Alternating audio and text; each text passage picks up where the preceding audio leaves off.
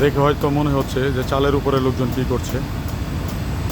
আসলে মানুষ জীবিকা নির্বাহের জন্যে কত কিছুই না করে, কষ্টের কাজ, পাহাড় পর্বত, নদী সাগর সব জায়গায় কাজ করে। এটা ডাকটিনের কাজ চলছে, তো লাইনটা চালের উপর দিয়ে গিয়ে বিল্ডিংয়ের ভিতরে ঢুকেছে। বিল্ডিংটার শেডের উপর হলো চাল, টিন শেড। তো দেখেন ওই যে লোকজন কাজ করতেছে,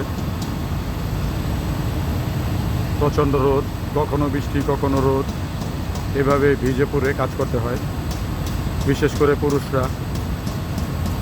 আবার এই পুরুষ নামের জাতিটাই আবার মানুষের কাছে সবচেয়ে বেশি অবহেলিত, কারণ সবচেয়ে নিকৃষ্ট এটাই।